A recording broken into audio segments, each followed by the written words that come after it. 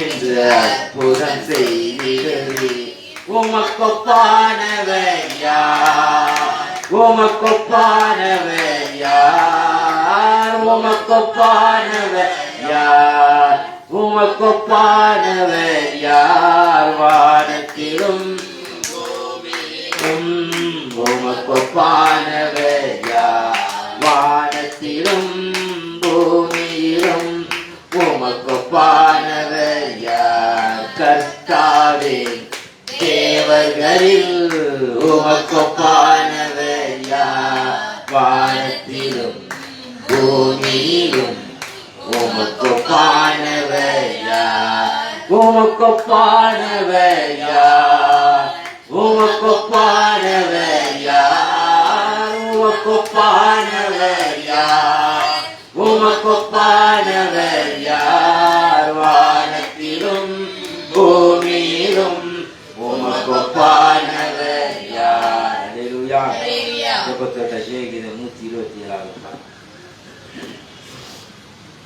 ரத்தம் ஜெயம் ரத்தம் ஜெயம் கல்வாரி இயேசுவின் ரத்தம் ஜெயம் காருண்ய தேவனின் ரத்தம் ஜெயம் ரத்தம் ஜெயம் ரத்தம் ஜெயம் கல்வாரி இயேசுவின் ரத்தம் ஜெயம் காருண்ய தேவனின் ரத்தம் ஜெயம் காருண்ய தேவனின் ரத்தம் ஜெயம் எதிரியை துரத்திடும் ரத்தம் ஜெயம் என்னாலும் சுகம் தரும் ரத்தம் ஜெயம் எதிரியை துரத்திடும் ரத்தம் ஜெயம் என்னாலும் சுகம் தரும் ரத்தம் ஜெயம் அதிகாரம் தந்திடும் ரத்தம் ஜெயம் அதிகாரம் தந்திடும் ரத்தம் ஜெயம் அதிசயம் செய்திடும் ரத்தம் ஜெயம் அதிசயம் செய்திடும் ரத்தம் ஜெயம்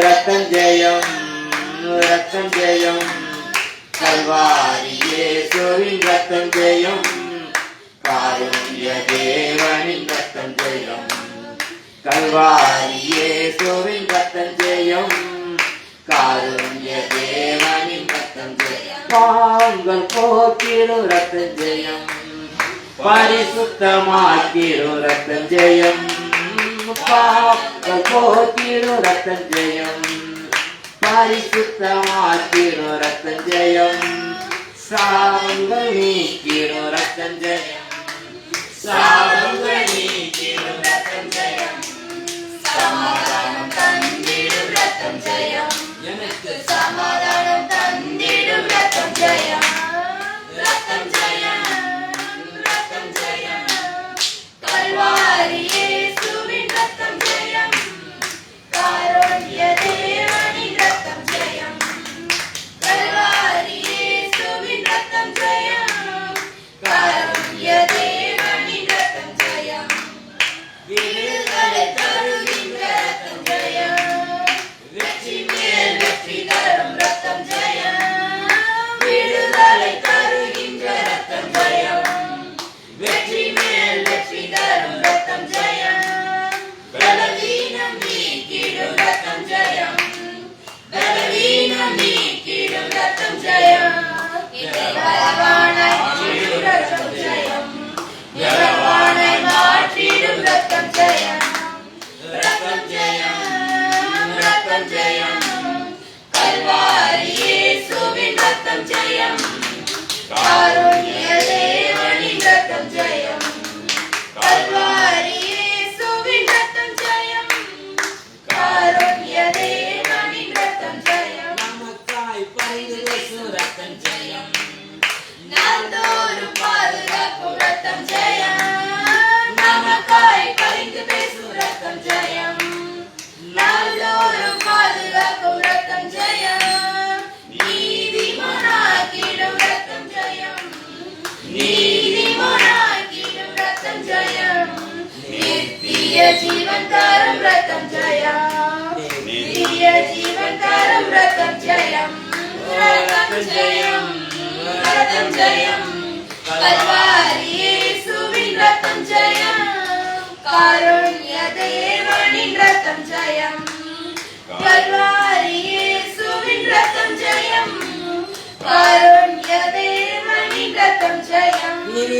பிரிவினை நீக்கிடும் ரத்தம் ஜெயம். பிளவுகள் போக்கிடும் ரத்தம் ஜெயம். பிரிவினை நீக்கிடும் ரத்தம் ஜெயம். பிளவுகள் போக்கிடும் ரத்தம் ஜெயம்.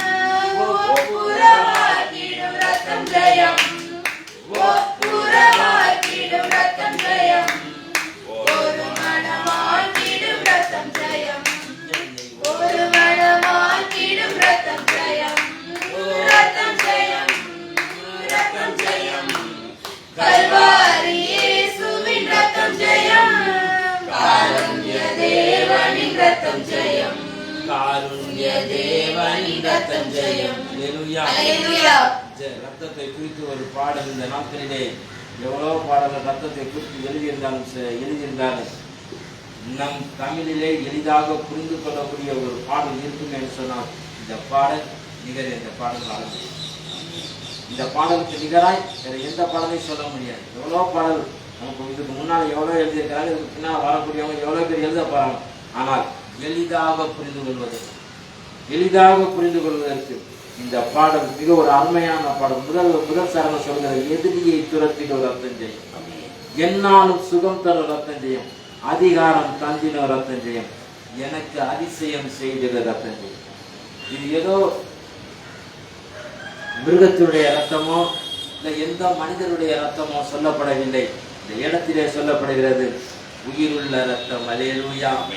உயிருள்ள ரத்தம், பூமியிலே சிந்தப்பட்ட உயிருள்ள ரத்தம். இந்த ரத்தம் தான் ஆபேலுடைய ரத்தம் இந்த பூமியிலே சிந்தப்பட்ட பொழுது பிதாவாகிய தேவனை இந்த ரத்தம் பார்த்து கூப்பிட்டது, ஐயா என்னுடைய அண்ணன் என்னை கொன்று விட்டானே, இதுக்கு நீ நியாயம் தீர்க்க மாட்டீரா? இதுக்கு நீ நியாயம் தீர்க்க மாட்டீரா? அந்த ரத்தம் கூப்பிடுகிற பொழுது எவ்வளவு வேதனையா கொடுத்துருக்கும். நான் என்ன குற்றம், என்ன தப்பு செஞ்சேன், என்ன குற்றம் செஞ்சேன், என்ன வேதனை செஞ்சேன், இந்த வீணாயின ரத்தத்தை பூமியில சிந்திட்டானே. அப்பேற்பட்ட ஆபேலுடைய ரத்தமே தேவனை பார்த்து ஒரு நியாயத்திற்கு கூப்பிடுமே என்று சொன்னார். உங்களுக்காகவும் எனக்காகவும் விலையேற பெற்ற ரத்தத்தை இந்த பூமியிலே சிந்திருக்கிற இயேசு கிறிஸ்துவின் ரத்தம் இன்றும் மாறாதது, மறையாதது, நமக்கு இன்றும் பரிந்து பேசிக் கொண்டிருக்கிறது. ஒவ்வொரு நேரமும் நம்ம மற்றவங்க நம்ம கேலி கிட்டலா பேசுறப்போ, மற்றவங்க முன்னால நம்ம அவமானப்படுறப்போ, வேதனைப்படுறப்போ, இது எனக்காய் சிந்தப்பட்ட ரத்தம், இது எனக்காய் சிந்தப்பட்ட ரத்தம். இந்த ரத்தத்தை இவ்வளவு கேவலமா பேசுறாங்க, இவ்வளவு கேலி கிட்டலா பேசுறாங்க. ஆண்டவரே, நீ நியாயம் தீர்க்காமல் இவர்கள் மனம் திரும்பும்படியாக, உம்மிடத்தில் இவர்களுடைய சன்னிதானத்துக்கு வரும்படியாக ஆண்டவரே இவர்களை நீ மன்னித்தருன்னு சொல்லி பிதாவாகிய தேவனிடத்தில் சுதனாகிய கிறிஸ்து இன்றைக்கும் மன்றாடி கொண்டிருக்கிறார். இன்றைக்கும் அவர் மன்றாடி கொண்டிருக்கிறார். அதனால்தான் அந்த இடத்துல அழகாய் சொல்லப்படுகிறது, நமக்காய் பரிந்து பேசும் ரத்தம் ஜெயம், நாள்தோறும் பாதுகாக்க ரத்தம் ஜெயம். யாரும் பாதுகாக்க முடியாது, யாரும் பாதுகாக்க முடியாது. எவ்வளவோ கன்னியர்கள், எவ்வளவோ குருமார்கள் தங்களுடைய வழி பிரயாணங்களிலே, தங்களுடைய வாகனங்களிலே உட்காருகிற பொழுது இந்த ரத்தத்தை தியானித்தவர்களாய் செல்லக்கூடியவர்கள் இருக்கிறார். அதாவது நான் இந்த இடத்துக்கு போறேன், இந்த இடத்துக்கு நான் பலி செலுத்த போறேன், வழியில எவ்வளவோ இருட்டா இருக்குது, எவ்வளோ ஆபத்து இருக்கு, விபத்து இருக்குது, பத்திரமா போய் சேர்ந்துட்டு நான் வரணுங்க.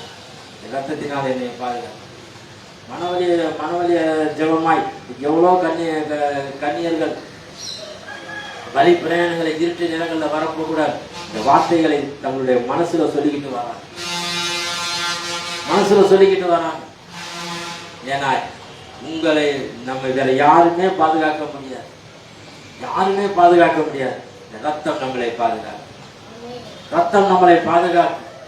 அப்பேற்பட்ட விலையேற பெற்ற ரத்தத்தை இன்றைக்கு நாம் எப்படி நாம் தகுதியுள்ளவர்களாய் வாங்குறோமா, தகுதி இல்லாதவர்களாய் வாங்குறோமா, அவர் நியாயம் தீர்க்கக்கூடிய தேவனாய் இறந்து நிற்போம். ஆண்டவரே, எங்களுக்காய் பரிந்து பேசுகிற ரத்தம், நாள்களை பாதுகாக்கின்ற ரத்தம் ஜெயம், எங்களை நீதிமான் ஆக்கக்கூடிய ரத்தம் ஜெயம், எங்களுக்கு நித்திய ஜீவன் தருகின்ற ரத்தம் ஜெயம். எங்களுடைய பிரிவினைகளையெல்லாம் நீக்கி பிளவுகளையெல்லாம் போக்கி உங்களுடைய ஒப்புரவாக்கக்கூடிய ரத்தத்தை எங்களுக்கு தந்திருக்கிறேன். எங்களை ஒரே மனமாய் மாற்றி ரத்தத்துக்கு பங்குள்ளவர்களாய் எங்களை மாற்றும் என்று சொல்லி ஒப்பு கொடுப்போம். நமக்காய் பரிந்து பேசும் ரத்தம் ஜெயம், நாள்தோறும் பாதுகாக்கும் ரத்தம் ஜெயம். நமக்காய் பரிந்து பேசும் ரத்தம் ஜெயம், நாள்தோறும் பாதுகாக்கும் ரத்தம் ஜெயம். நீதிமானாக்கிடும் ரத்தம் ஜெயம், நீதிமானாக்கிடும் ரத்தம் ஜெயம், நித்திய ஜீவன் தரும் ரத்தம் ஜெயம், நித்திய ஜீவன் தரும் ரத்தம் ஜெயம், ரத்தம் ஜெயம், ரத்தம் ஜெயம், கல்வாரி இயேசுவின் ரத்தம் ஜெயம், காருண்ய தேவனின் ரத்தம் ஜெயம், கல்வாரி இயேசுவின் ரத்தம் ஜெயம், காருண்ய தேவனின் ரத்தம் ஜெயம், எதிரியை துரத்திடும் ரத்தம் ஜெயம், என்னாலும் சுகம் தரும் ரத்தம் ஜெயம், எதிரியை துரத்திடும் ரத்தம் ஜெயம், என்னாலும் சுகம் தரும் ரத்தம் ஜெயம், அதிகாரம் தந்திடும் ரத்தம் ஜெயம், அதிகாரம் தந்திடும் ரத்தம் ஜெயம், அதிசயம் செய்திடும் ரத்தம் ஜெயம், எனக்கு அதிசயம் செய்திடும் ரத்தம் ஜெயம், ரத்தம் ஜெயம், ரத்தம் ஜெயம், கல்வாரி இயேசுவின் ரத்தம் ஜெயம், காருண்ய தேவனின் ரத்தம் ஜெயம், கல்வாரி இயேசுவின் ரத்தம் ஜெயம், காருண்ய தேவனின் ரத்தம் ஜெயம். அல்லேலூயா.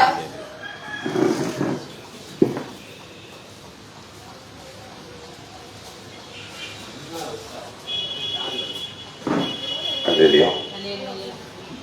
இரண்டாவது மாதத்திலே முதல் நாளிலே தேவன் கொடுத்த பலனுக்காகவும் தேவனோடு உறவாடக்கூடிய சத்தியத்தை பேசவும் சத்தியத்திலே நிலை நிற்கவும் ஆண்டவரே ஒரு விசை கண்களை மூடி இந்த நாள் எங்களுக்கு ஆசீர்வாதமாய் மாற்றும். முதல் மாதம் எங்களுக்கு ஆசீர்வாதமாய் தந்தீரேன். இரண்டாவது மாதம் எங்களுக்கு ஒரு ஆசீர்வாதத்தை தாரும், நல்ல ஒரு சிந்தனைகளை தாரும், நல்ல ஒரு செயல்களை தாரும். எங்களை ஒரு நீதிமானாய் மாற்றும் ஐயா. எவ்வளோ காரியங்கள் இருந்தாலும், எவ்வளோ சிந்தனைகள் இருந்தாலும், உன் இரத்தத்தினால் எங்களை கழுவு, உன் இரத்தத்தினாலே எங்களை மீட்டுக் கொள்ளும் ஐயா. நல்ல ஒரு சிலாக்கியம், நல்ல ஒரு சிந்தனை எங்களுக்கு தந்திருப்பதற்கான நன்றி கர்த்தாவே. ஒருவரும் சேரக்கூடாத ஒளியிலே வாசம் செய்கிறவரே, இந்த நேரத்தில் எங்களோடு பேசும், எங்களோடு பேசும். நல்ல ஒரு சிலாக்கியத்தை தார். ஆசீர்வதிமையா. குற்றங்கள் குறைகள் உண்டையா.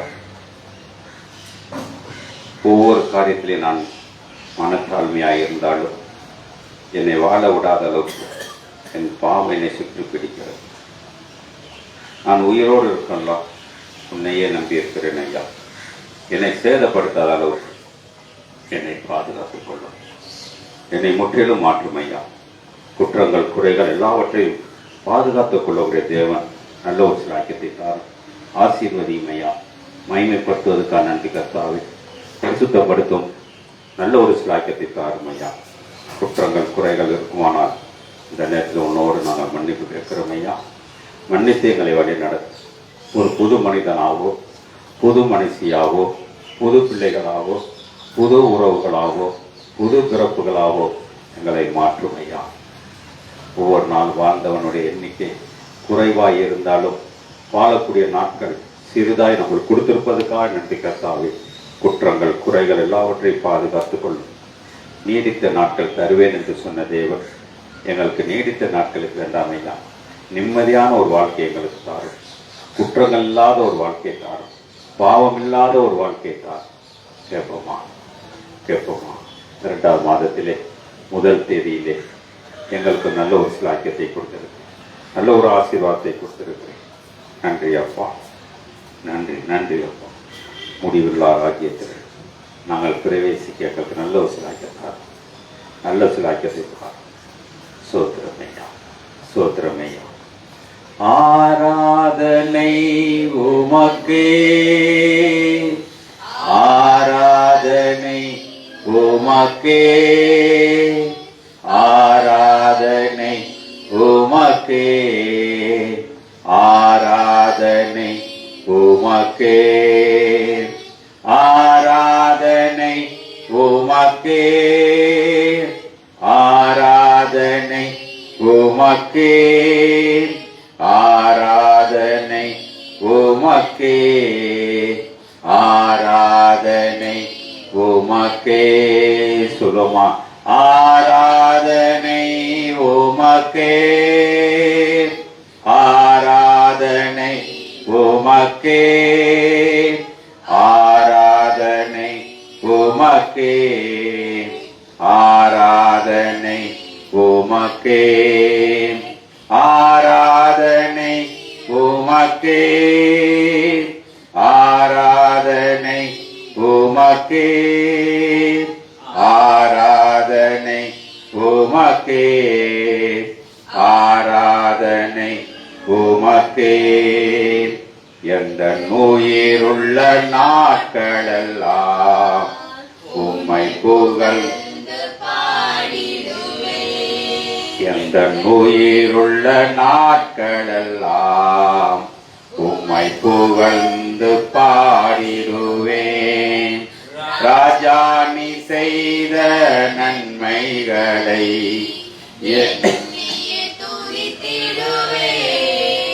ராஜா நீ செய்த நன்மைகளை எண்ணியே துதித்திடுவேன் ஆராதனை உமக்கே ஆராதனை உமக்கே ஆராதனை உமக்கே ஆராதனை உமக்கே உந்தன் சிறகுகளின் நிழலில் என்றென்றும் மகிழ செய்தி உந்தன் சிறகுகளின் நிழலில் என்றென்றும் மகிழ செய்தி தூயவரே என் துணையாளரே துதிக்கு பாத்திரரே தூயவரே என் துணையாளரே துதிக்கு பாத்திரரே ஆராதனை உமக்கே ஆராதனை உமக்கே ஆராதனை உமக்கே ஆராதனை உமக்கே ஆராதனை உமக்கே ஆராதனை உமக்கே ஆராதனை உமக்கே ஆராதனை உமக்கே நன்றி அப்பா உங்கள் சிறகுகளால் நீ மூடிக்கொள்ளும் உன்னுடைய உடலுக்குள்ளே எங்களை சேர்த்துக் கொள்ளும் உன் ரத்தத்துக்குள்ளே எங்களை சேர்த்துக் கொள்ளும் ஆண்டவரே உன்னை போல நாங்கள் மாற உன்னை போல நான் வாழ என் மீது குற்றம் இருக்கக்கூடாது ஐயா குறைகள் இருக்கக்கூடாது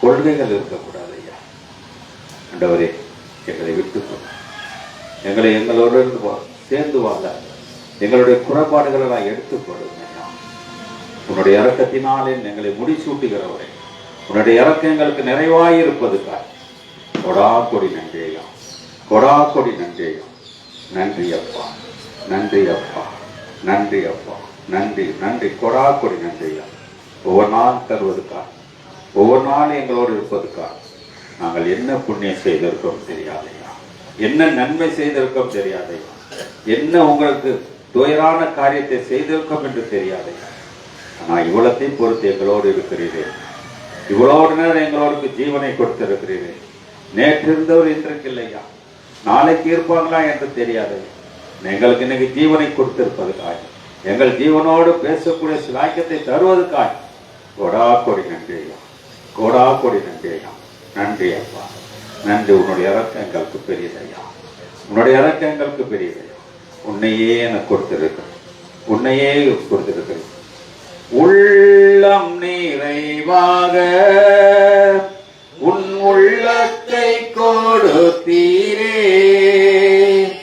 உள்ளம் நிறைவாக உன் உள்ளத்தை கொடுத்தீரே உன்னையே எனக்கு தந்து உள்ளத்தில் இறங்கினே உன்னையே எனக்கு தந்து உள்ளத்தில் இறங்கினே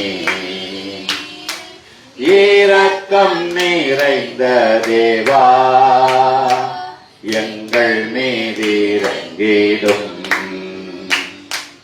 இரக்கம் நிறைந்த தேவா எங்கள் மீதிறங்கிடும். பாவியான எங்கள் மீது இரக்கம் வைத்தீரே தேவா. பாவியான எங்கள் மீது இரக்கம் வைத்தீரே தேவா. இரக்கம் நிறைந்த தேவா எங்கள் மீதிறங்கிடும். இரக்கம் நிறைந்த தேவா எங்கள் மீதிறங்கிடும். நன்றி அப்பா. இரக்கங்கள் நிறைந்தவரே, எங்களோடு பேசக்கூடிய சிலாக்கியிருக்கார், நல்ல ஒரு சிலாக்கியிருக்கார். என்ன வண்ணமாக பிரசங்கி அதிகாரம் 3ஆம் அதிகாரத்தை சொல்கிறேன். ஒவ்வொன்றுக்கும் ஒரு காலம் உண்டு. வானத்தின் கீழ் இருக்கிற ஒவ்வொரு காரியத்துக்கும் ஒவ்வொரு சமயம் உண்டு. பிறக்க ஒரு காலம் உண்டு, இறக்க ஒரு காலம் உண்டு, நட ஒரு காலம் உண்டு, நட்டத்தை பிடுங்க ஒரு காலம் உண்டு, கொல்ல ஒரு காலம் உண்டு, குணமாக்க ஒரு காலம் உண்டு, இடிக்க ஒரு காலம் உண்டு, அள ஒரு காலம் உண்டு, காலம் உண்டு, காலம் உண்டு, நடனம் பண்ண ஒரு காலம் உண்டு, கற்களை எரிந்து விட ஒரு காலம் உண்டு, கற்களை சேர்க்க ஒரு காலம் உண்டு, தழுவ ஒரு காலம் உண்டு, தழுவாமல் இருக்க ஒரு காலம் உண்டு, தேட ஒரு காலம் உண்டு, இழக்க ஒரு காலம் உண்டு, காப்பாற்ற ஒரு காலம் உண்டு, எரிந்துவிட ஒரு காலம் உண்டு, கிழிக்க ஒரு கிழிக்க ஒரு காலம் உண்டு, தைக்க ஒரு காலம் உண்டு, மௌனமாய் இருக்க ஒரு காலம் உண்டு, பேச ஒரு காலம் உண்டு, சிநேகிக்க ஒரு காலம் உண்டு, பகைக்க ஒரு காலம் உண்டு, யுத்தம் பண்ண ஒரு யுத்தம் பண்ண ஒரு காலம் உண்டு, சமாதானம் பண்ண ஒரு சமாதானம் பண்ண ஒரு காலம் உண்டு. வருத்தப்பட்டு பிரயாசப்படுகிறவனுக்கு படிக்கிறவனுக்கு அதனால் பலன் என்ன? மனுபுத்திரர் பாடும்படுபடி தேவன் அவர்களுக்கு நியமித்த தொல்லையை கண்டேன். அவர் சகலத்தையும் அதின் காலத்திலே நேர்த்தியாக செய்திருக்கிறார், அவர்கள் உள்ளத்திலே வைத்திருக்கிறார். ஆதலால் ஆதி முதல் அந்த மட்டும் கண்டுபிடியான். மகிழ்ச்சியாய் இருப்பதும் இருக்கையில் நலம் இல்லை என்று அறிந்தேன். அன்றியும் மனுஷர் யாவரும் புசித்து குடித்து பலனையும் அனுக்கிரம் தேவன் செய்வது எதுவோ என்றைக்கு நிலைக்கும் அறிவேன். அதனோடு கூட்டவும் கூடாது, குறைக்கவும் கூடாது. படி செய்து வருகிறார். முன் நடந்தது இப்போது நடக்கிறது, இன்னும் நடக்க போகிறது முன்னமே நடந்திருக்கிறது. விசாரிப்பார். கண்டேன், அநியாயம் இருந்தது. நீதி ஸ்தலத்தையும் கண்டேன், அநீதி இருந்தது. சகல எண்ணங்களையும் செய்கைகளையும் நியாயம் தீர்க்கும் காலம் இருக்கிறபடியால் தன்மார்க்கனையும் துன்மார்க்கனையும் நியாயம் தீர்ப்பார் எண்ணிக்கொண்டேன். மனுபுத்திரர் மிருகங்களைப் போல் இருக்கிறார்கள் என்பதை அவர்கள் காணும்படிக்கு என்று எண்ணினேன். சம்பவிக்கிறது மிருகங்களுக்கு சம்பவிக்கும். மனுஷனுக்கு சம்பவிக்கும் மிருகங்களுக்கு சம்பவிக்கும். அவர்களுக்கும் இவைகளுக்கும் ஏக சம்பவம் உண்டு. இவைகள் சாகிறது போலவே அவர்களும் சாகிறார்கள். ஜீவன்களுக்கெல்லாம் சுவாசம் உண்டு. மிருகத்தை பார்க்கிலும் மனுஷன் மேன்மை உள்ளவன் அல்ல. எல்லாம் மாயையே. எல்லாம் ஒரே இடத்துக்கு போகிறது. மண்ணிலே உண்டாகிறது. மண்ணுக்கு திரும்புகிறது. ஆவியையும் ஆவியையும் அறிகிறவன் யார்? இப்படி இருக்கிறபடியால் செய்கைகளை மகிழ்ச்சியாகவும் நன்மையே அல்லாமல் வேறு நன்மை இல்லை என்று கண்டேன். அவன் பங்கும் தனக்கு பின்வரும் காரியங்களை காணும்படிக்கு யார்? ஒரு அலையில சொல்லுவோம். தேவன் நல்ல ஒரு காலையில இந்த வார்த்தைகளை கொடுத்திருக்கிறார். மாத வார்த்தை வருஷ வார்த்தையெல்லாம் இல்ல, தேவன் நம்மளை பலப்படுத்தக்கூடிய ஒரு வார்த்தை. எவ்வளவு காரியங்களை வேதத்துக்குள்ளே பார்த்து கொண்டிருந்தாலும் என் மனைவி இறந்த பொழுது இதுதான் 2வது வசனம் எனக்கு வந்தது. அப்ப பிறக்க ஒரு காலம் உண்டு, இறக்க ஒரு காலம் உண்டு.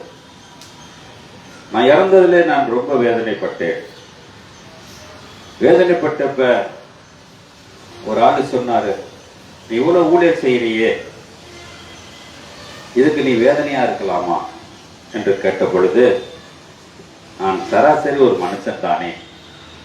அப்ப அவர் என்ன சொன்னாரு, நீ வேதத்துல நிப்பாட்டிட்டு போயிரு, நீ மனுஷனா இருந்தா எதுக்கு ஏன் வேதத்தை தூக்கிட்டு நிக்கிற என்று சொன்னார்.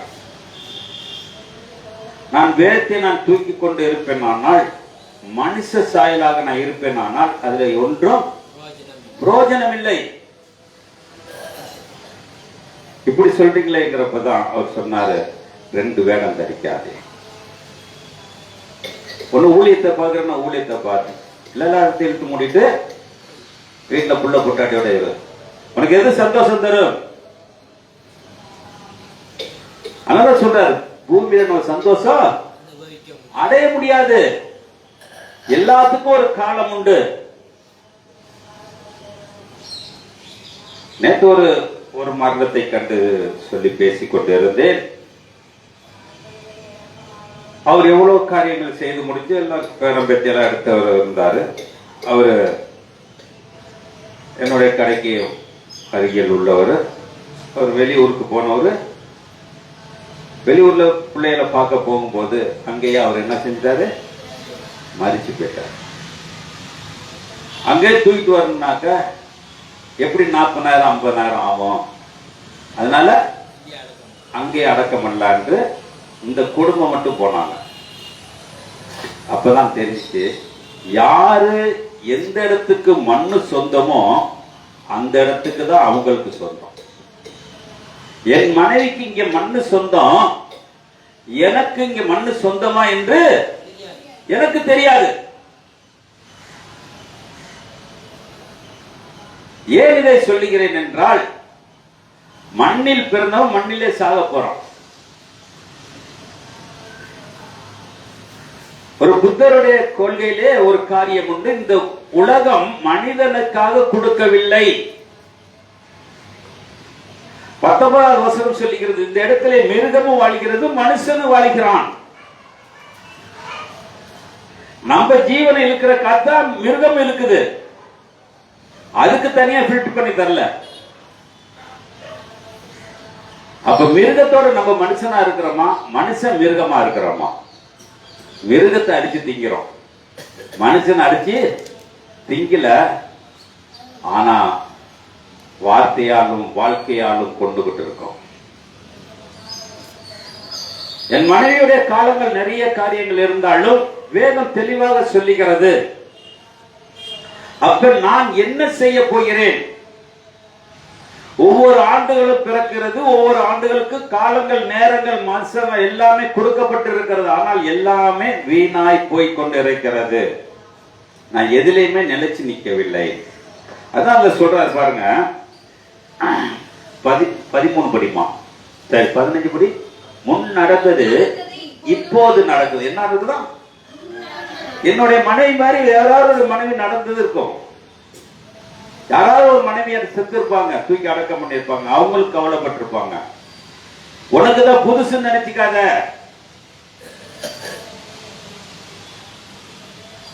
அப்பதான் சொல்வாரு, எல்லாத்தையும் விட்டுட்டு வா, எல்லாத்தையும் விட்டுட்டு வா.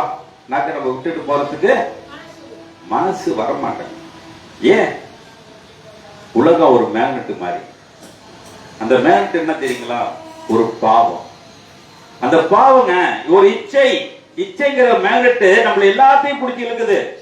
எனக்கு மனைவி இருந்தா நல்லா இருக்குமே, நான் டெய்லி நினைக்கிறேன். அவ சாப்பிடாம போயிட்டாலே, உட்கார்ந்து போயிட்டாலே, அவள் வாழ்க்கை எல்லாம் வாழ்ந்து போயிட்டாலே, இப்படி எல்லாம் நினைச்சு கொண்டு இருக்கிறேன். ஆனால் வருவாளா? வருவாளா? தாவீது சொல்லி இருக்கிறான், என் மகன் இறந்துட்டான், அவனுக்கான அழுது புரோஜனம் இல்ல, சாப்பாடு கொண்டாங்க சாப்பிட்டான். ஏன்? அப்ப எல்லாரும் கேட்கிறாங்க, நேற்று வரைக்கும் துக்கமா இருந்தியே. நான் நேற்று ஒரு நிமிஷம் வரைக்கும் துக்கமா இருந்தேன், ஆனால் அவன் மரித்து போய்விட்டான். அவன் போகக்கூடிய உலகம் வேற, நான் இருக்கக்கூடிய உலகம் வேற என்று சொன்னான். இந்த உலகத்துக்கும் அந்த உலகத்துக்கும் நடுப்புற நிறைய கேப் இருக்குது என்று லூக்கா அதிகாரத்திலே எழுதப்பட்டிருக்கிறது. இப்ப என் மனைவி இருக்கிறதுக்கும் எனக்கும் தூரங்க, ஆனா ஒரு காலடியில இருக்குது. பார்க்க முடியாத தூரங்க, நடக்க முடியாத ஒரு தூரங்க. நான் பார்க்க வேண்டுமானால் இறக்க ஒரு காலம் உண்டு. நான் என்னைக்கு இறக்குறேனோ அன்னைக்குதான் என் மனைவியை பார்க்க முடியும். அது முன்னாடி அவ எவ்வளவு தூரத்துக்கு போயிருக்கான்னு எனக்கு தெரியாது. நான் ஒரு 10 வருஷம் இருக்கிறேன்னு வச்சுக்கோங்க, 10 வருஷம் வரைக்கும் அவ எங்க தாண்டி போயிருப்பா? அந்த இடத்த நான் நிரப்ப முடியுமா?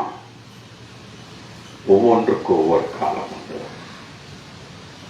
அப்படிப்பட்ட ஒரு நேரத்தை நான் நினைக்க வேண்டுமானால், நம்மளுடைய சிந்தனைகளை செய்ய வேண்டுமானால் ஒரே ஒரு காரியம் படிச்சு முடிச்சுமா, 15 படிச்சிடும்.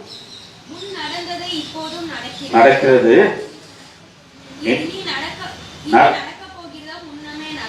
பாருங்க, இனிமேல் நடக்க போறது. என்ன நடக்க போறது யாருக்கு தெரியாது. நம்ம போறோம், வருவோமா? ஆனா தைரியமா சொல்ற போயிட்டு வர. ஆனா 3 இடத்துல மட்டும் போயிட்டு வரேன்னு சொல்லக்கூடாது. ஏன்? எங்க இடம்? இறப்பு நடந்த வீடு, ஆஸ்பத்திரியில இருந்த வீடு, சிறைச்சால இருந்த வீடு, 3 இடத்துக்கு என்ன சொல்லக்கூடாது? போயிட்டு வாரன்னு சொல்லக்கூடாது. அதுதாங்க நம்மளுக்கு ஒரு சிறைச்சாலை, அதுதான் எனக்கு ஒரு குறிப்பிடம். என்னுடைய வாழ்க்கை எல்லாமே அந்த இடம் தான். ஆனா அந்த இடத்துக்கு நான் திருப்பி, நம்ம வீட்டுல 1000 தடவை போறோம், 1000 தடவை வாரோம், போயிட்டு வாரங்கிறோம். போனவன் வர முடியாத சூழ்நிலை உண்டு. அப்ப நம்மளுடைய சிந்தனைகள் அப்ப படிச்சிருமா, சீக்கிரம் படிச்சிருமா. பின்னும் சூரியனுக்கு கீழே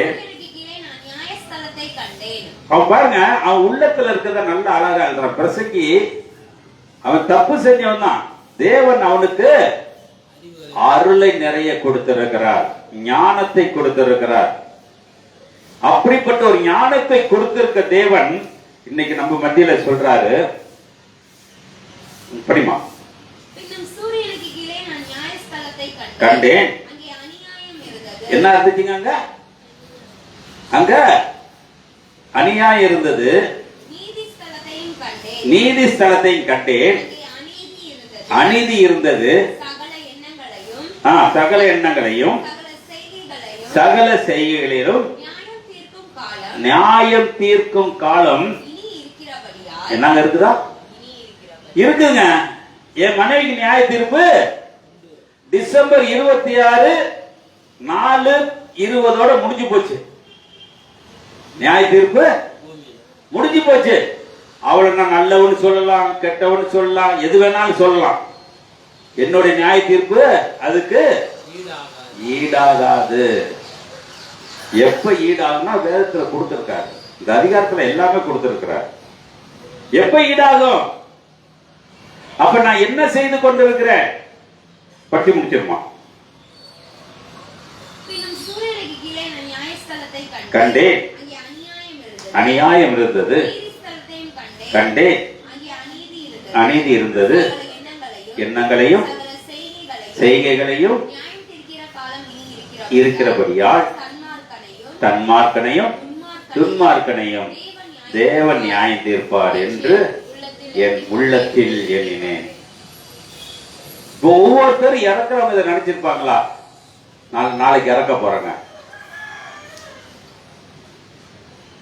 நேற்று ஒரு அம்மா பாலிஷ் பண்றதுக்கு ஒரு படி கொண்டாந்துச்சு.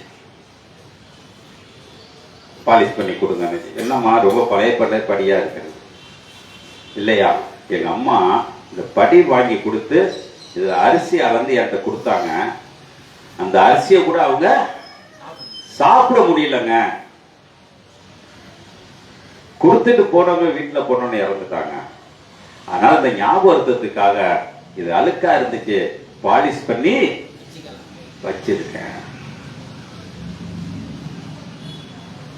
அதுக்கு ஏன்னு சொல்றப்ப இல்லைங்க, பொங்கலுக்கு அடுத்த நாள் எங்க அம்மா இறந்துச்சு. அது பொங்கல் சாமி கும்பிட்றப்ப எங்க அம்மா நல்ல வெளிச்சமா இருக்குன்னு நான் பாலிஷ் பண்ணி வச்சிருக்கிறேன். காலையில சொல்லுவோமா? மனுஷனுக்கு எண்ணங்கள். ஆனா பூமியிலே உயிரா இருக்கும் பொழுது நான் என்னத்தை செய்தேன், என்ன செய்து கொண்டிருக்கேன்? என்னோட நியாய தீர்ப்பு நேரத்தில் சொல்றாரு, நான் செய்த காரியங்கள் என்ன செஞ்சிருக்கிறேன், ஏது செஞ்சிருக்கிறேன். இந்த நியாய தீர்ப்புல நான் இன்னைக்கு நான் வாழ்க்கையில நடந்து எனக்கு இன்னைக்கு அட்வைஸ் நிறைய பண்றாங்க. நீ இப்படி இருக்க கூடாது, நீ இப்படி இருக்க கூடாது, நீ ஒரு ஊழியக்காரன், நீ வச்சிருக்க, அப்படி வச்சிருக்க, இப்படி வச்சிருக்க. ஆனா எல்லாமே என்ன செஞ்சு மறந்து போயிட்டு என் வாழ்க்கை பின்னோக்கி போய் கொண்டிருக்கு. ரெண்டு அடி போனா முன்னாடி 3 அடி போகுது. ஆனால் தேவன் எல்லாத்துக்கும் ஒரு நியாயம் தீர்ப்பார். அப்ப நியாயம் தீர்க்கக்கூடிய காலம் ஒவ்வொன்றுக்கும் ஒவ்வொரு காலம் உண்டு. 16 காலங்களை சொல்றார். அந்த 16 காலங்களை நம்ம இன்னைக்கு பார்த்திருப்போமா? ஒரு மனுஷனுக்கு 16 வயசு ஒரு வாலிப பருவம். இந்த வாலிபத்தில் நடக்கக்கூடிய ஒரு காரியத்தை சொல்றார். ஒவ்வொன்றுக்கும் ஒரு காலம் உண்டு. அந்த 16 காலத்தை நான் தாண்டினால்தான் ஒரு மனுஷன் ஜீவாத்மான ஆக முடியும். 20 சொல்றாரு, எல்லாம் ஒரே இடத்துக்கு போகுது. எல்லாமே எங்க போகுது? இன்னைக்கு நான் சாவரனுக்கு நல்ல ஒரு மாட்டுக்கறி சாப்பிட்டு, ஆட்டுக்கறியை சாப்பிட்டு, கோழிக்கறியை சாப்பிட்டு என் வயிற்றுல இருந்தா எங்க போகுது? என்னோட போகுது. நல்லா சொல்றேன், நல்லா புரிஞ்சுக்கங்க. இது ஒண்ணும் வித்தியாசம் இல்லை, எல்லாம் ஒரே இடத்துக்கு போகுது. நான் உயிரோட இருக்க ஆடை மாடை சாவடிச்சேன், அது என் வயிற்றுக்கு வந்துச்சு. என்னை தேவன் சாவடிச்சாரு. ரெண்டுமே எங்க போகுது?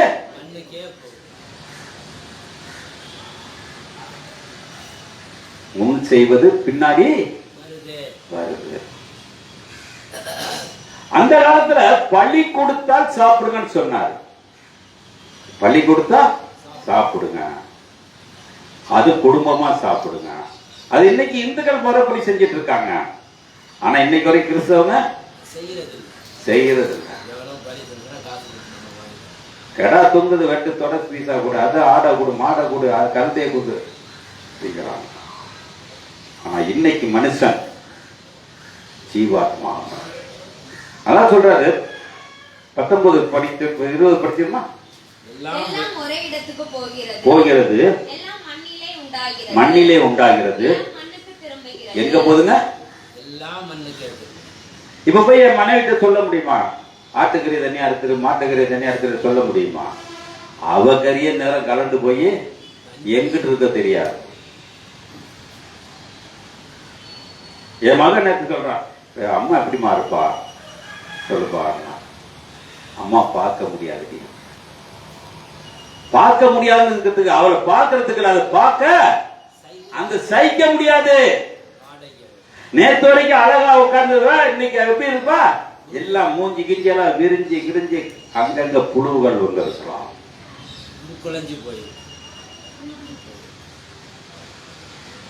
அப்ப நம்மளுடைய சிந்தனை, நம்ம உடம்பு அதை பார்த்துனாலும் திருந்துவோமா? முடியாது. உலகம் மேகட்டான உலகம் நம்மளை போட்டு இழுத்துக்கிட்டே இருக்குது. உலகமும் உலகத்தில் உள்ள இச்சைகளும் ஒளிந்து போகும், தேவனுடைய சித்தத்தின்படி செய்கிறவனே நிலை நிற்பான். இன்னைக்கு நம்ம என்ன செஞ்சிட்டு இருக்கோம்? எதையுமே கொண்டு போக முடியாதுங்க. எதையுமே கொண்டு போக முடியாது, எதையுமே எடுத்துட்டு வர முடியாது. எப்பொருள் யாருக்கு வாய் கேட்கணும் அப்பொருள் அவங்களுக்கு மெய்ப்பொருளாக வரும். வருமா? என்ன பொருள் இருக்கு, என்ன சிந்தனை இருக்கு, என்னுடைய வாழ்க்கை எப்படி இருக்கிறது? அந்த 22 சொல்றாரு. நல்லா கேட்டுக்கங்க, என்ன செய்ய சொல்றாருன்னு பாருங்க. மனுஷனுடைய செய்கைகளை மகிழ்ச்சியா இருக்கும் என்ன சொல்றாருங்க? பூமியில என்ன செய்யணுங்க? நன்மை செய்யும். அதனால சொல்ற, அவர் பூமியை சுற்றி திரிந்த பொழுது நன்மை செய்கிறவராகவே சுற்றி திரிந்தார். சொல்லுவோமா? எப்படி திரிந்தாருங்க? நடந்து திரிஞ்சார், நன்மை செய்தாரு. நன்மை என்ன? நன்மைக்கு பேசுனா நிறைய காரியங்களை பேசலாம், ஆனால் வேதம் தெளிவா சொல்றது படிச்சிருமா? இப்படி இருக்கிறபடியால் மகிழ்ச்சியா இருக்கவும் நன்மையே அல்லாமல் வேற நன்மை இல்லை என்று கண்டேன். ஒரு அழில சொல்லுவோமா? அப்ப என்ன வேணும் நம்மளுக்கு? நன்மை செய்வோமா? நன்மை செய்வோமா? என் மனைவிக்கு நான் நன்மை செய்திருந்தேன்னா அவ இன்னொரு ஜீவனோட இருந்திருப்பா. நான் அவளை தினமும் திட்டி கிட்டி எல்லாம் செஞ்சு அவ மனசு கஷ்டப்பட்டு, என் மனசு அவ கஷ்டப்பட்டு, இப்படி எல்லாம் இருக்கும்போது நன்மை செய்ய முடியாம போயிடுச்சு. இப்ப நன்மை செய்யணும் ஆசைப்படுற அவள் இல்லாமல் இருக்கிறாள், நான் கொடுக்க முடியாமல் இருக்கிறேன். பின் வருவதை முன் நடத்தி பார்க்கிறவன் தான் மனிதன் என்று சொல்லுகிறார்கள். பின் வர்றத முன்னாடி. ஆனா இன்னைக்கு நம்ம எப்படி இருக்கிறோம்? படிச்சு முடிச்சுமா அந்த வசனத்தை? இப்படி இருக்கிறபடியா இருக்கும் அல்லாமல் கண்டேன். நம்மளுக்கு என்னங்க பங்கு? நன்மை செய்யறதாங்க பங்கு. நான் கூட சொன்னேன், என் மனைவி மாதிரி ஒரு ஆளை நான் தேர்ந்தெடுத்து என் வீட்டிலேயே வச்சுக்கலாம் என்று 4-5 பேர்த்திட்ட சொல்லியிருக்கேன். ஏன்னா புதுசா சொல்றேன் அப்படிதான் சொன்னேன். அவளை நான் தத்து எடுக்க வேண்டும், அவ என்னோட இருக்க வேண்டும், என் பிள்ளைகளை பார்த்துக்கணும், என் பேத்த பிள்ளைகளை பார்த்துக்கணும். அவள் என் மனைவி என்னென்ன செய்ய ஆசைப்பட்டாலும் அதெல்லாம் அவள் செய்யணும். அவளுக்கு கூலி கிடையாது, அவளுடைய சாவு வரைக்கும் நான் அவளை பாதுகாக்க வேண்டும் சொல்லியிருக்கேன். அது சொல்லியிருக்கேன். 40-50 வயசுக்குள்ள பாருங்க, வீட்டோட என் மனைவி எப்படி இருக்கிறாளோ அது மாதிரி இருந்துட்டு போகட்டும். ஏன் சொல்றேன்? அவளுக்கு செய்ய முடியல, அவ எங்களுக்கு செய்ய முடியல, ஆனா இவனால் வந்து செய்வாள் என்று ஒரு எதிர்பார்ப்பு. உள்ளது நல்ல கண்ணா, இருக்கிறது கல்ல கண்ணாக தெரியாது. ஆனால் தேவன் எல்லாத்தையும் வச்சிருக்கான். என்னோட சிந்தனை, அவ உயிரோட நான் சோறு போடுவேன்ல, அவளுக்கு ட்ரெஸ் எடுத்து தருவல்ல, அது மாதிரி அவள் இருந்துட்டு போட்டுமே நினைச்சிருக்கேன். ஆனா நடக்குமா என்று எனக்கு தெரியாது. ஆனால் தேவன் சித்தமா இருந்தால் அது நடக்கட்டும் என்று சொல்லிக் கொண்டிருக்கிறேன். ஒவ்வொன்றுக்கும் ஒவ்வொரு காலம் உண்டு, பிறக்க ஒரு காலம் உண்டு. இப்ப பிறந்துட்டோம். எதுல பிறந்திருக்கோம்? எதுல பிறந்திருக்கோம்? இச்சையில பிறந்தோம். அதனாலதான் இச்சை இன்னைக்கு வரைக்கும் நம்மளை இழுத்துட்டு இருக்கு. இயேசு பிறந்த இச்சையில் அல்ல, தேவ சித்தத்தில் பிறந்தார். அதனால அவருக்கு இச்சை இல்லை. ஆனா நம்ம எல்லா மனுஷனும், அவன் புத்தரா இருந்தாலும் யாரா இருந்தாலும் இச்சையில பிறந்ததுனால இச்சை மனிதனை தாங்கி செய்ய முடியாது. அப்ப இச்சையிலே நான் வாழ்ந்து கொண்டு இருப்பேன். ஆனால் இச்சை என் மனதிலே இருக்குமானால் அந்த இச்சையை நான் அழிக்க ஒரு எண்ணத்தை உண்டு பண்ண வேண்டும். அப்ப இச்சை எப்படி போகும்? இச்சை எப்படி போகும்? நான் பார்க்கிற பொருளை என்ன செய்யணுமா? கண்ணை மூடிக்கிட்டு இருந்தோம்னா எல்லாம் இச்சை ஆட்டோமேட்டிக்கா போகுமா போகாதான்? அதான் அதுல சொல்றாரு பாருங்க, 9வது வசனம் பாருங்க. வருத்தப்பட்டு என்ன பலன்? இப்ப எல்லாமே சேர்த்து என்னங்க பலன்? என்ன பலன்? எல்லாமே ஈஸியா கிடைக்காது. ஒரு வீடு வாங்கினா கூட கஷ்டப்பட்டு தான் வாங்கணும். நாளைக்கு பிள்ளைகிட்ட கொடுக்குற கூட நான் ரொம்ப கஷ்டப்பட்டு கடன் வாங்கி இந்த வீடு கட்டியிருக்கேன்டி என் மகள்கிட்ட சொல்லுவேன். ஒன்றும் ஈஸியா வராது. இங்கேருந்து வெளியூர்ல போய் ஒரு வீடு வாங்கியிருக்கிறா வாங்க முடியுமா? அதுக்கு எவ்வளவு சிரமம். எல்லா கட்டடத்துக்குள்ள காசுலாம் ஆயிடுச்சு. ஆனா பத்திரம் வாங்குறதுக்கு காசு இல்ல. அதுக்கு ஒவ்வொருத்தரும் 60,000 80,000 இப்படி வாங்கி கொண்டு போய் ரிஜிஸ்டர் பண்ண. இன்னைக்கு சொந்த வீடுன்னு சொல்ற அதுக்கு பட்ட பிரயாசம் வருத்தம். இப்ப அதை நினைக்கும் போது இப்படி எல்லாம் வாங்கி இப்படி இல்லாம போயிட்டாலே, அது வாங்காம இருந்ததா என் மனைவி இருந்திருப்பாளே சிந்தனை.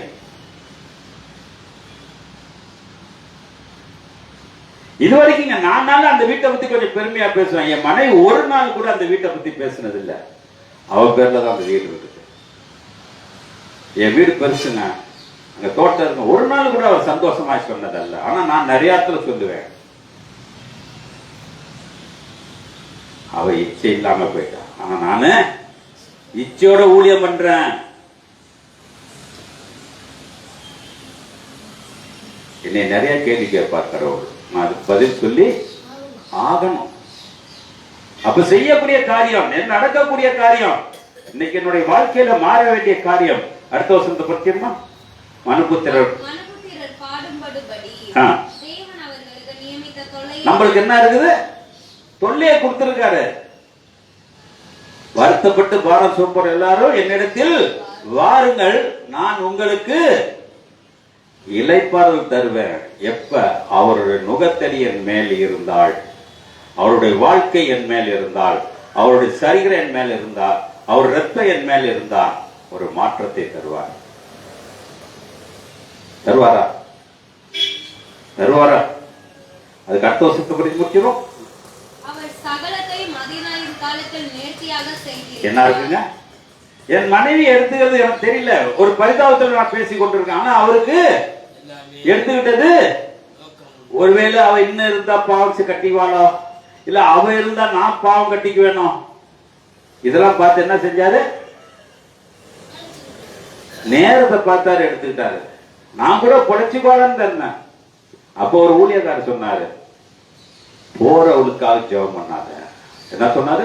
போறவளுக்காக ஜெபம் பண்ணாத. அவர் நன்மைக்கு எடுத்திருக்காரா தீமைக்கு எடுத்திருக்காரா தெரியாது. அதை கேள்வி கேட்கிற நீ யார்?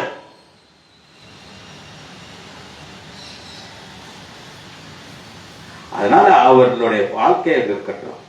இப்ப மழை பெய்யற பாத்தீங்கன்னா ஜெபம் பண்ணுவாங்க, மழை வேண்டாம், வெயில் அடிச்சா வேண்டாம். இதெல்லாம் இல்லைன்னா மனுஷன் வாழ முடியாது. எதையும் கட்டி ஜெபம் பண்ணாத. அதனால பிசாசுக்கு சத்துர நேசின்னு தான் சொல்லி இருக்காரு. பிசாச கட்டு என்று சொல்லவில்லை. பிசாசை ஏன் கட்டுற? அவன் பூமிக்கு அதிகாரம் உள்ள, அவனை கட்ட உன்னால முடியாது. அவனை விட்டு விலகு என்று சொல்லப்பட்டிருக்கிறது. என்ன சொல்றது? அவரை விட்டு விலகு. ஒரு மனுஷன் பிசாசா இருக்கானா அவனை விட்டு விலகு. ஒரு மனுஷன் நல்லவனா இருக்கானா அவனோட சேரு. அவன்கிட்ட நல்லதை கத்துக்கலாம், இவன்கிட்ட தீயதை விட்டுடலாம்.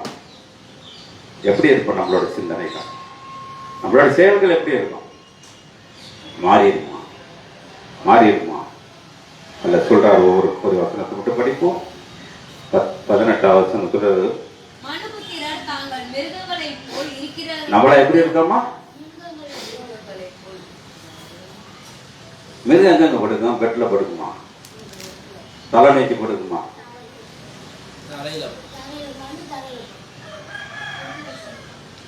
ஆனா மனுஷன் வளர்க்கிற பிராணியெல்லாம் கட்டில படுக்க எல்லாம் செய்யும். ஏன்? அவனோட சேர்ந்து வாழும். மனுஷனும் மிருகமும் ஒன்னா சேர்ந்து. நம்ம எப்படி இருப்போம்? நம்ம எப்படி இருப்போம்? மிருகம் வேற மனுஷன் வேற இருக்க முடியுமா? படிச்சிருமா? அந்த வசனத்தை படிச்சிருமா? மனுபுத்திரர் தாங்கள் மிருகங்களைப் போல் இருக்கிறார்கள் என்பதை அவர்கள் காணும்படிக்கு சோதிக்கிறார் என்று மனுஷனுடைய நிலைமையை குறித்து என் உள்ளத்தில் எண்ணினேன். நம்ம சோதிக்கிறார் என்று நம்ம தான் எண்ணிட்டு இருக்கோம். நம்மளை கடவுள் சோதிப்பாரா? என் மனைவி எடுத்து எனக்கு சோதிக்கணும். அவருக்கு என்ன? நான் பேசுவேன், என்னையா நான் உனக்காக எவ்வளவு ஊழியெல்லாம் செய்யறேன், உனக்கா எவ்வளவு பிரசங்கம்லாம் பண்றேன், என் மனைவி ஏன் எடுத்த, உனக்கு கொஞ்ச நாள் அறிவு இருக்கா, கேட்கலாமா? நான் கேட்பேன். என் மகளை திட்டுவான், என்னப்பா நீ ஏற்றி பேசுறீங்க? ஒவ்வொன்றுக்கும் ஒவ்வொரு காலம். அவளுடைய காலத்தை நீ பார்க்க வேண்டும் என்று அவள் உனக்கு முன்பாக போயிருக்கா. உன்னுடைய காலத்தை நீனு பார்க்க முடியாது. எனக்கு எப்படி அவளாட்டம் நான் சீர் சிறப்பாய் போக முடியுமா? தெரியாது. இல்ல நாரி போறேன் நானே, எனக்கு தெரியாது. ஆனா தேவன் ஒவ்வொருத்தருக்கும் உள்ளதை உள்ளத்தில் வைத்திருக்கிறார். அப்ப இன்னைக்கு நான் செய்யக்கூடிய காரியம் 3ஆம் அதிகாரம் 1 வசனத்தை படிப்போம். ஒவ்வொன்றுக்கும் ஒவ்வொரு காலம் உண்டு, வானத்து கீழையும் ஒவ்வொரு காரியங்களிலும் ஒரு சமயம் உண்டு. நம்ம செய்யக்கூடிய ஒவ்வொரு சமயம் உண்டு. அப்ப ஏன் சின்ன ஒரு வசனத்தை கடைசி வசனத்தை படிச்சு முடிச்சிடும். இப்படி இருக்கிறபடியால் செய்கைகளில் மகிழ்ச்சியாய் இருக்கும். என்ன செய்யணும்? இன்னைக்கு என்ன செய்யணும்? செஞ்சு பாருங்க. கொஞ்சம் கஷ்டம்தான். நன்மைங்கிறது தன் ஜீவன் போகுங்க. நன்மைங்கிறது ஜீவன் போகும். நன்மை செய்யறதுனால தான் அவரு சிலுவையில் அறையப்பட்டார். நன்மை செய்யறதுனால தான் ஈட்டியால குத்தப்பட்டார். நன்மை செய்யறதுனால தான் சவுக்கால் அடிபட்டார்.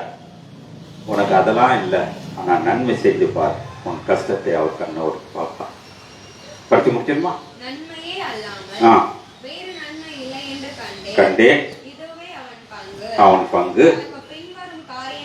என்ன சொல்றாங்க? நம்ம நாளைக்கு உள்ள காரியத்தை பார்ப்போம். அது நாளைக்கு ஜீவன் தருவியா, இல்ல நான் இதே மாதிரி இருப்பேனா, இல்ல மாறுவேனா? கொஞ்சம் சிந்திப்போமா, சிந்திப்போமா. ஒவ்வொன்றுக்கும் ஒவ்வொரு காலம், ஒவ்வொன்றுக்கும் ஒவ்வொரு நேரம், ஒவ்வொன்றுக்கும் ஒவ்வொரு சமயம், அதுவே தேவ சித்தம். ஒவ்வொன்றுக்கும் ஒவ்வொரு காலம், ஒவ்வொன்றுக்கும் ஒவ்வொரு நேரம், ஒவ்வொன்றுக்கும் ஒவ்வொரு சமயம், அதுவே தேவ சித்தம். பிறப்பது அவர் சித்தம், இறப்பது அவர் சித்தம். பிறப்பது அவர் சித்தம், இறப்பது அவர் சித்தம். வாழ்வது அவர் சித்தம், வாழ்வின்றி இருப்பது அவர் சித்தம். வாழ்வது அவர் சித்தம், வாழ்வின்றி இருப்பது அவர் சித்தம்.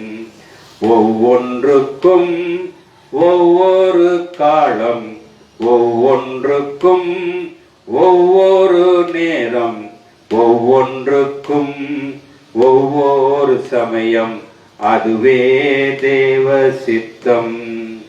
அவரவர் காலத்திலே அதை தருவது அவர் சித்தம். அவரவர் காலத்திலே அதை தருவது அவர் சித்தம். எல்லா மனிதனும் வாழ்வது எந்நாளும் தருவது அவர் சித்தம். எல்லா மனிதனும் வாழ்வது எந்நாளும் தருவது அவர் சித்தம். ஒவ்வொன்றுக்கும் ஒவ்வொரு காலம், ஒவ்வொன்றுக்கும் ஒவ்வொரு நேரம், ஒவ்வொன்றுக்கும் ஒவ்வொரு சமயம், அதுவே தேவ சித்தம். ஆண்டவரே, தேவனுடைய சித்தம் நான் இன்னைக்கு பேசுவேன் என்று முன் குறித்து வைத்திருக்கிறேன். நான் சொல்லுவேன் என்று குறித்திருக்கிறேன். இந்த பாட்டு எழுதினப்ப எனக்கு இந்த அர்த்தம் தெரியாது. இன்னைக்கு பாடக்கூடிய சிலாக்கியத்தை கொடுத்திருக்கிறேன். இந்த பாட்டு எழுதி எத்தனையோ வருஷங்கள் இருக்குது. ஆண்டவரே, எனக்கு கொடுத்திருக்க ஒரு சிலாக்கியம், எனக்கு கொடுத்திருக்க சிலாக்கியம். என் மனைவி இறந்து பாடணும்னு வச்சிருக்கிறீரே. அப்ப இந்த பாட்டு பாடுறதுக்கு என் மனைவி இறக்குன்னு முன்குறித்து வைத்திருக்கிறீரே. ஆண்டவரே, ஒரு விசை கண்களை மூடுவோம். ஒவ்வொருவருக்கும் ஒவ்வொரு சமயம் உண்டு, ஒவ்வொருவருக்கும் ஒரு நேரம் உண்டு, ஒவ்வொருவருக்கும் ஒரு காலம் உண்டு. அதெல்லாம் வெற்றி பெற தேவ சித்தம் வேண்டும். நன்றி அப்பா. அன்பின் பரலோக பிதாவே, சங்கீதம் 3 அதிகாரத்திலே எவ்வளோ காரியங்கள் இருந்தாலும் என்னை உன் உள்ளத்திலே வைத்திருக்கிறீரே, அதுக்கு கோடி நன்றி ஐயா. நல்ல ஒரு சிலாக்கியத்தை, நல்ல ஒரு ஆசீர்வாதத்தை கட்டளையிடும் ஐயா. மகிமைப்படுத்த பரிசுத்தப்படுத்தும் மீட்பர் இயேசு மூலம் கேட்கிற நல்ல பிதாவே. என் ஆத்மாவே கர்த்தரை சொல், என் முழு உள்ளமே பரிசுத்தமாக்குது. என் ஆத்மாவே கர்த்தரை, கர்த்தர் செய்கிற சகல உபகாரங்களும் கர்த்தராகிய இயேசு கிறிஸ்துவின் கிருபை, பிதாவாகிய தேவனுடைய அன்பு பரிசுத்த ஐக்கியம் உங்களோடும் அனைவரோடும் பரிசுத்தவான்களோடும் இருப்பதாக. ஆமென். அல்லேலூயா, அல்லேலூயா, அல்லேலூயா. Praise the lord, praise the Lord.